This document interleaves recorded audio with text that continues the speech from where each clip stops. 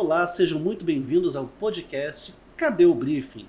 Podcast que você já sabe, a gente fala sobre marketing, publicidade, estratégia.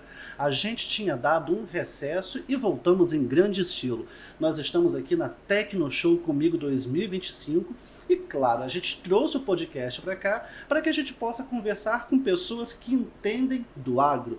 Mas o bate-papo de hoje não é só sobre agro. A gente está recebendo aqui José Ricardo Freitas, mais conhecido para os íntimos como Zé. Zé, isso mesmo. Seja muito bem-vindo, Zé. Obrigado. Zé, gente, tem uma trajetória muito interessante que começou no rádio com 16 anos, né, Zé? Com rádio, comecei aos 16 anos de idade em Essa Rio voz, Verde. olha essa voz, ouça essa voz, né? Obrigado. E o que acontece? A gente, desde menino, começou a ter uma mudança de voz, é natural na adolescência, e aí as pessoas me confundiam com meu pai e tal, o telefone, e falavam, você tem dom para ser radialista, aquela coisa toda, e eu não sabia nem para onde ir, nem como começar e tal.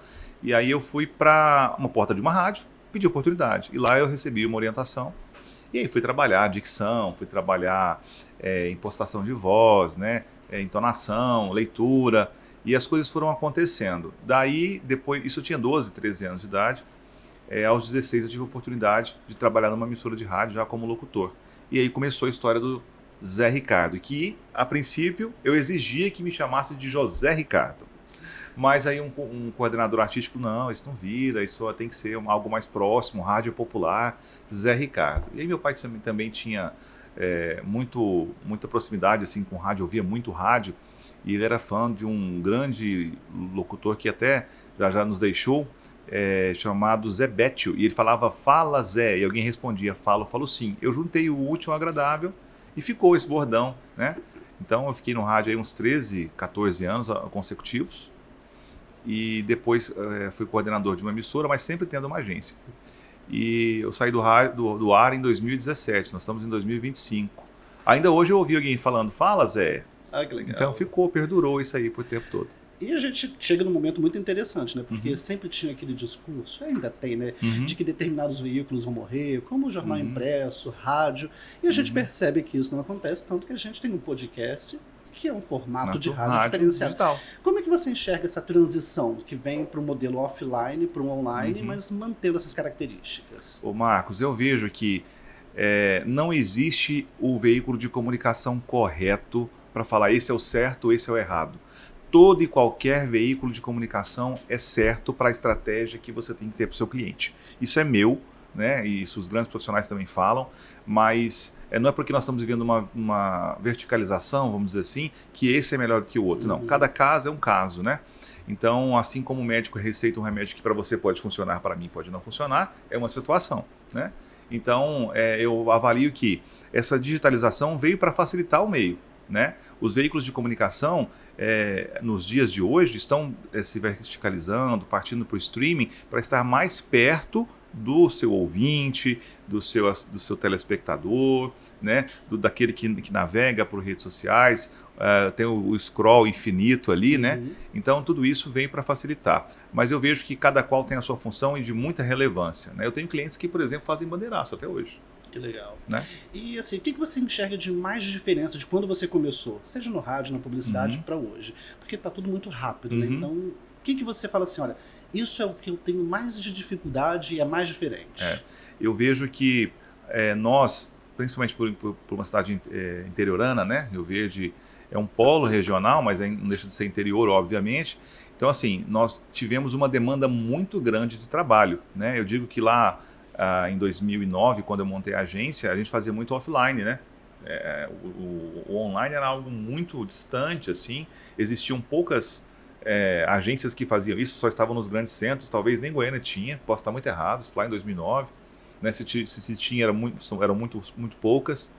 Mas a gente percebe que naquela época a gente fazia ali, tinha um tempo para fazer 4 dias, um tabloide, vamos dizer assim. Né?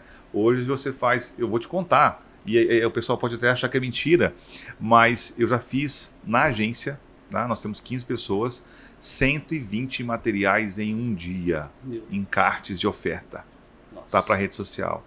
Então, assim, é muita coisa, uma equipe com 15 pessoas, 16 pessoas produzir isso. Então, chegou um momento que a gente teve, peraí. E aí onde começam a nichar as agências, né? Nós começamos a partir de um movimento de que, peraí, nós não podemos mais ser uma agência full service. Uhum. Nós podemos trabalhar com todos os segmentos de comunicação, mas nichando. E aí começa uma nova vertente que eu Até percebo senão isso. se você for full service o tempo todo, você acaba, claro que a gente espera que todo mundo entregue um trabalho de qualidade, Sim. mas a urgência, sempre que vira urgência, é falta de planejamento. Justamente, justamente. E a gente sofre com isso porque tem aquela história do triângulo, não vamos relembrar direitinho, mas se é bom não é barato, se é barato não é bom, Então é mais ou menos isso. A gente sofre muito com essa questão porque às vezes você quer agradar o cliente e quem sai prejudicado é você. Às vezes o material não tem criatividade, né? Tá mais do mesmo. Então a gente acaba recebendo algum título de que não é o correto, né? E que o principal de uma agência é a criatividade, Com certeza. trazer a diferenciação de mercado, apresentar, vender melhor aquele cliente, né? E pela urgência e tal, às vezes pelo erro dos outros nós acabamos pecando. Você, dono de agência, Play Publicidade, mas também tem experiência em quase todas as áreas da publicidade, né? Atendimento, planejamento, Sim, criação. sim. Como é que hoje é o seu papel dentro da agência, além de ser o dono dela? Então, onde você coloca o seu dedinho lá? Então, eu ainda tenho um vínculo muito forte com atendimento, tá? O relacionamento com o cliente ainda é muito do Zé Ricardo, né? As pessoas, porque o rádio me ajudou muito nisso, então fiz muito relacionamento e as pessoas acabam se aproximando, né? Essa estratégia de sair ali do operacional, de colocar alguém para ficar gerindo, né, ter reuniões diárias, etc., é algo novo na agência, não posso mentir, mas é coisa de 2, 3 anos para cá que a gente começou a ter alguém responsável pelo setor e me reportar o que está acontecendo, mas hoje o Zé Ricardo é mais relacionamento, é mais à frente. Aí sim, ponto, o Zé Ricardo Play. O Zé Ricardo Vico ainda tem uma parte de produção, né, que acompanha as situações, como nós estamos fazendo aqui hoje, né, auxiliando nas demandas, mas é uma empresa nova que está nascendo, então precisa um pouco mais de esforço. Mas a Play caminha por si só e tem ali a sua clientela, vou dizer assim, clientela a nível de interior, né? Fixa. Bom, e interessante que você falou, porque assim, a Play é uma agência de publicidade, mas vocês têm um outro braço que não é só publicidade. Isso. E como você disse, temos essa parceria aqui com a Record. Esse estúdio aqui, pessoal, foi montado por você, né? Opa, é uma honra para nós. Que nos ajudaram, a gente só entregou o projeto e vocês conseguiram desenvolver. Isso, e nós vivemos disso, de parceria. Inclusive, a gente está em parceria com a Camaleão Filmes, através do Diego, né? E que tem a equipe dele, o Eudes, o Maico também. É o pessoal que está aqui atrás. É o pessoal do tem um back. pessoal de backstage aqui. Isso. Depois a gente faz uma foto. Faz uma foto deles, mostra, se eles pagarem para nós, né? Isso, né? Mas enfim, a gente vive disso, de parcerias. Sim, bacana. E é isso, né? Parceria que faz tudo movimentar, que faz tudo girar, né?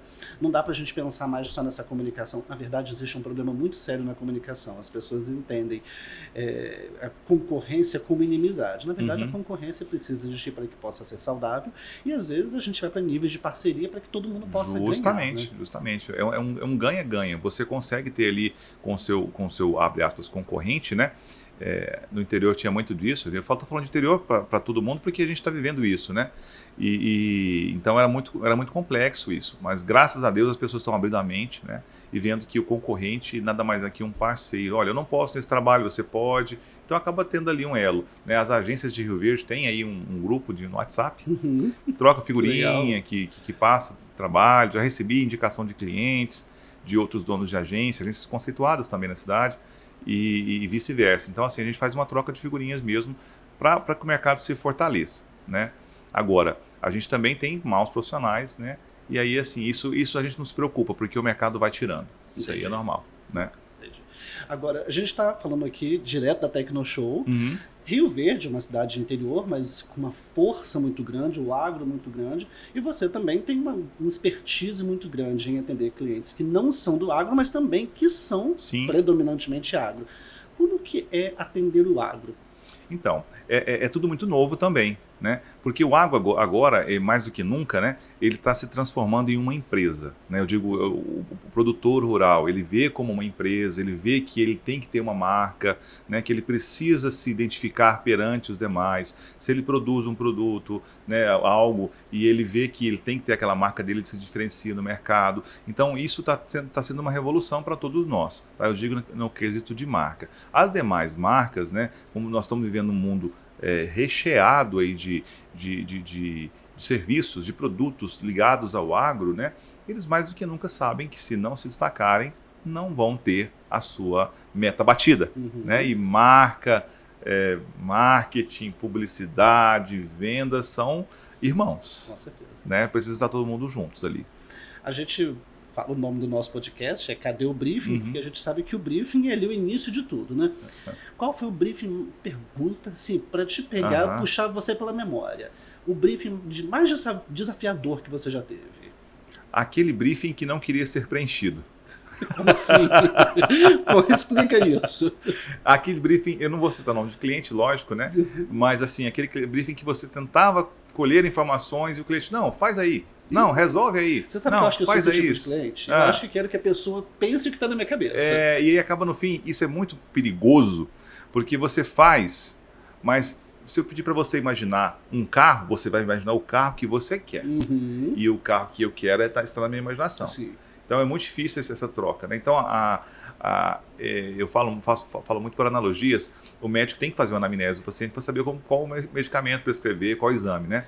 E a gente tem que ser desse nível, tem que buscar muita informação do cliente para saber. Às vezes ele está achando que o problema dele é marca e não é. O problema dele está porta dentro. Sim. Então a gente vai encontrar PDV, justamente. Então vai encontrar ali uma solução que às vezes ele não está enxergando, né? Falamos isso agora há pouco, né? Em outro episódio que a gente estava gravando, que é a visão de outsider. Às vezes o cara está tão dentro do mercado dele e fala, olha, só eu vejo isso como solução. E você estando de fora, você aponta, não, peraí, isso aqui pode ser a sua solução. E é no briefing que a gente consegue coletar essa informação com muita maestria, com muito cuidado e apresentar uma solução. Está aqui, ó. Você pode ir para esse caminho. Nós não somos mágicos, não prometemos resultado, mas mostramos que o melhor caminho é ali. Já teve caso que você colheu o briefing, você tinha certeza que era exatamente aquilo que o cliente queria e chegou na apresentação e falou assim, você não entendeu. Já aconteceu, claro. E como você lida com isso? Porque então, cada agência é uma agência. Eu deixo bem claro que nós não somos, vou falar a frase de novo, mágicos, né? Mas que a gente busca entender a melhor maneira do cliente, mas aí sim a gente apresenta a solução. Não é isso. Então a gente pede um prazo para poder reapresentar isso novamente, né? Vai chegar uma situação que ele vai aprovar, né? Agora também aquele cliente que você faz, já aconteceu de falar, olha, infelizmente eu não vou conseguir te atender. Gostaria, mas acho que a gente não está conseguindo ter fluência. Você tem coragem de dizer não, negar o cliente? Porque a gente sabe que na área comercial, nos dias de hoje, com ampla concorrência, às vezes falar para um cliente, não, você não é para mim, é difícil, mas é uma maturidade. Você consegue chegar nesse lugar? Já conseguiu chegar aí? Olha, mas com muita cautela, com muita maestria, assim, modéstia à parte dizendo, explicar, olha, você precisa de uma agência que possa fazer para você isso. Hoje eu não posso fazer isso, porque o nosso custo operacional é um custo mais alto e envolve muitos profissionais, então isso pode encarecer um pouco mais a produção. Talvez você precise de algo que tenha mais fluidez. Então aí a gente vai ajeitando, ajustando e tentando. Mas não, tipo assim, não te atendo, nunca funcionou. Eu ouço o cliente e passo uma solução para ele, que seja positiva, negativa, enfim, dando em parte do nosso atendimento. Mas apresento outras soluções para ele. Bacana. Né? A gente volta a falar um pouquinho da publicidade, trazendo para a criação. O que te inspira? Então, eu sou uma pessoa muito ligada à curiosidade geral, sabe? Tipo talvez quem vai assistir o podcast seja da geração Z e não tenha conhecido a Barça, por exemplo. Eu era um devorador de Barça. Eu gostava muito daquilo desde criança, mas a gente, por falta de recurso, não entendia o que significava, né? Então eu gosto muito de ler, e ler sobre tudo, tá? O Zé Ricardo está filosofando e está lendo um livro. Não, eu gosto de conhecimentos gerais. Legal. Isso é muito meu mesmo, e eu acredito que assim como a gente vai para a academia para nos fortalecermos ali, criar músculo, quanto mais conteúdo você consome, mais você aumenta a sua criatividade. Agora, existe uma frase que dizem ser do Einstein. Eu não sei se essa frase é dele, mas a internet nomeia a ele, que o segredo da criatividade é esconder as suas fontes. Com certeza. Bom, se é verdade ou não, pelo menos se está dando certo, é o que vale, né? Então, assim, mas eu tenho muito disso, né? A gente está de frente aqui a um stand e eu estou vendo aqui algo que foi feito. Olha, aquela ideia ali eu não sei se isso é minha memória fotográfica. Uhum. Não tive um diagnóstico de que eu tenho a memória fotográfica. Mas aquilo que está ali, um dia eu vou usar de alguma forma. Entendi. Sabe? É meio, sei lá, sem lógica isso que eu estou dizendo, talvez, mas isso é meu, né? E às vezes eu entrego para o designer até um RAF. Ó, tá aqui, vai por aqui. E na maioria das vezes dá certo. É porque a criação também vem muito de referência, né? Sim. Eu acho que são poucos os casos daqueles criativos que conseguem ter uma ideia totalmente diferenciada, como diz hoje, disruptiva. Uhum. Mas geralmente a criação ela vem de junção de informações até você construir o seu conceito, né? E pelo que você fala, são muitos livros, perdão, é porque eu adoro filme. Eu falo que minha criatividade é assistindo TV, tanto que eu trabalho em uma, né? Então, é justamente isso. Você falou de TV e foi um ponto crucial. Eu assisto muito filme. E eu gosto, meu gênero preferido é ficção, né? É ação, mas gosto também de filmes que contam histórias de pessoas vencedoras. Mas sabe o que eu gosto? Talvez seja uma curiosidade. Eu vejo aquela cena e eu fico pensando, como é que ela foi feita? Entendeu? E aí depois eu vou olhar ali no making-off. Ah, foi feita assim. Tem um Instagram que eu gosto muito, que acho que é Learn Filmmaking. Não sei, depois a gente pode colocar no GC aí, que mostra os bastidores de gravação, de filmes e tal. Eu gosto muito disso. E também na criação, eu ainda arrisco, né? Já fiz bastante marcas. Eu sou um designer autodidata, porque na publicidade você aprende publicidade, não a ser designer. Então, já fiz algumas marcas, que são marcas conhecidas na cidade, inclusive. E eu sempre procurei saber, mas como é que faz isso? Como que opera esse software? Não que eu vá utilizar, mas por curiosidade mesmo. Isso vai me motivando a procurar. Talvez seja isso uma característica minha da criatividade mesmo. Legal. Zé, sua agência já tem 16 anos, a gente viu, você já tem uma trajetória aí, começando pelo rádio e foi aprendendo, se qualificou, se formou, né, publicitário por formação. E assim, o que você poderia dizer, como sua agência é uma agência já consolidada, é uma agência forte, 16 anos, é uma agência jovem, porque 16 anos é jovem, mas quando a gente traz isso para os dias de hoje, são poucas que sobrevivem ao tempo. O que você diria para essas agências que estão começando pela seguinte ótica? Eu conversava certa vez com o secretário de comunicação dizendo que a gente vive um momento de dois formatos de agência. As extremamente antigas que não conseguem enxergar o novo e as que nasceram 100% no digital que desconsideram totalmente o offline. Como que você poderia dizer para essas agências que estão nos dois lados receita para sobreviver toda essa transformação? Talvez não seja receita, mas uma dica. Eu gosto muito de sorvete napolitano, sabia? Então essa mistura é importante. Boa. Eu não sei se eu fui claro, mas não tem como ser 100% assim, desmerecer. Eu falei isso no começo, né? Não tem como desmerecer 100% um veículo de comunicação ou outro. Mas assim, nós precisamos... Acho que a frase que vai resumir isso é: esteja pronto para aprender sempre. Porque o que a gente aprendeu hoje, amanhã já não vai valer a pena mais. Então, se a pessoa estiver pronta, né, para buscar conhecimento e aprender, vai conseguir se manter no mercado. Como que você consegue levar isso para o seu time, para o grupo que trabalha com você? Então, eu tento sempre apresentar para eles novidades, né? Então, eu sou muito antenado, né? Sai uma versão nova de uma inteligência artificial, a gente leva para a agência e apresenta, né? A gente falava isso ainda ontem, ontem, isso mesmo. Falávamos sobre isso ontem, né? Uma reunião que a gente fez, apresentando as ferramentas novas, né? Então, assim, eu sou adepto a isso, né? E que a gente tem que buscar novo. E o lema da agência é 1% melhor a cada dia. Todo dia você aprende uma coisa nova na Play. Que legal. Aprende. Não tem como o cara falar, não aprendi. Vai aprender uma diagramação diferente, vai aprender como é que funciona o dia a dia do cliente, vai conhecer que aquele produto que ele está fazendo uma oferta, às vezes, né? Apesar de estar vindo bastante oferta, serve para tal coisa, né? Então basta você querer, porque você pode simplesmente olhar, você não pode aprender. Então a gente busca isso levar aos colaboradores, sim, essa questão. Que legal isso é muito bacana, porque você acaba investindo neles também, né? Uma forma de investir.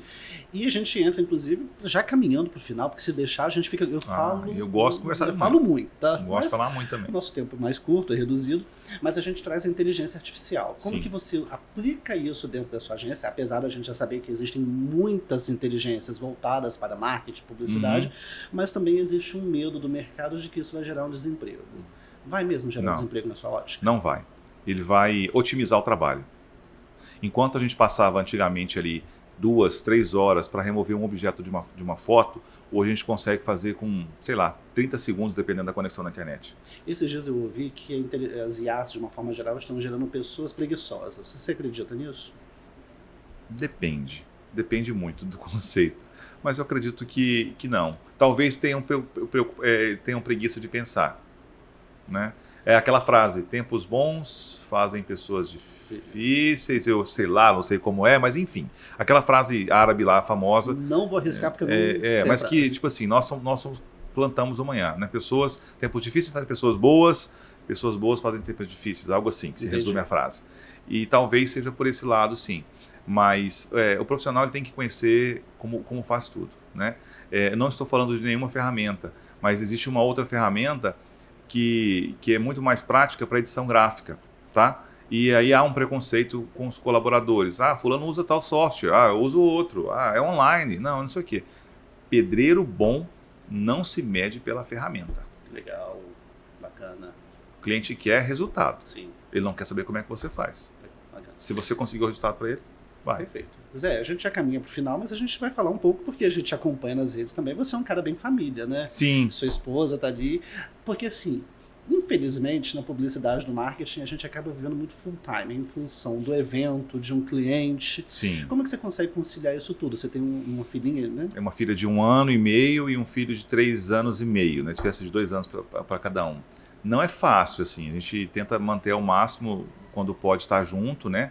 Eu sou um pai que participa de tudo, de trocar fralda, de dar banho, amo isso, sabe? Esse momento de brincar, mas às vezes a gente chega cansado em casa. E a minha esposa tem sido uma pessoa muito parceira comigo nisso, sabe? Ela tem me suprido bastante. A Lohane, ó, um beijo, um abraço pra você. Parabéns pelo marido que você tem em casa, parceirão nosso. Ela me ajuda muito, assim, e ela tenta ao máximo, né, me desligar quando eu estou em casa, porque é difícil desligar, né? O cliente sempre fala, alguém fala alguma coisa, então a gente tem que dar atenção. Mas não é uma tarefa fácil. Mas eu tenho tentado cumprir, assim, com o fator pai. Brincar, levar para conhecer, viajar, né? Então, o momento que a gente pode, a gente está junto, muito junto mesmo. Legal. Zé, para a gente finalizar, a última pergunta, o que não pode faltar no seu briefing? O que não pode faltar no briefing? A história do cliente. Porque sem a história dele, eu não consigo prever o futuro. Legal. Entendeu? Então, eu tenho que saber onde ele passou para apontar onde ele vai chegar. Legal. Histórias. Aprender a ouvir histórias. Que a gente gosta de aprender a contar, mas a gente precisa aprender a ouvir histórias. Justamente. Né? Justamente. Zé, muito obrigado por esse curto bate-papo aqui. Zé foi o nosso primeiro entrevistado do retorno da temporada do Cadê o Briefing, que a gente traz de volta. Iniciando aqui num projeto externo, né, na Tecnoshow. Então, mais uma vez, muito obrigado. Te aguardamos outras vezes. Eu que agradeço, é um prazer estar com você. É uma pessoa que eu aprendi a admirar em tão pouco tempo assim, de um conhecimento gigantesco. Obrigado, né? A Record só ganha com você, com todo o time de marketing, né? E para mim e para nossa equipe é uma honra estar aqui com vocês, ajudando também a produzir esse grande podcast que é o Cadê o Briefing e os outros também. Obrigado, o que você falou é verdade. Um time, eu não faço nada sozinho. Não dá, ninguém faz nada sozinho, né, Zé? É verdade, a gente precisa de parcerias. Muito obrigado.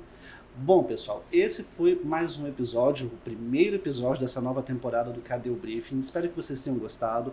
E tem outros episódios antigos, volta um pouquinho, assiste que tem muita entrevista bacana. Hoje fui com esse publicitário incrível aqui de Rio Verde. Fique ligadinho porque durante a Tecnoshow nós vamos ter muitas outras entrevistas especiais e a gente espera vocês.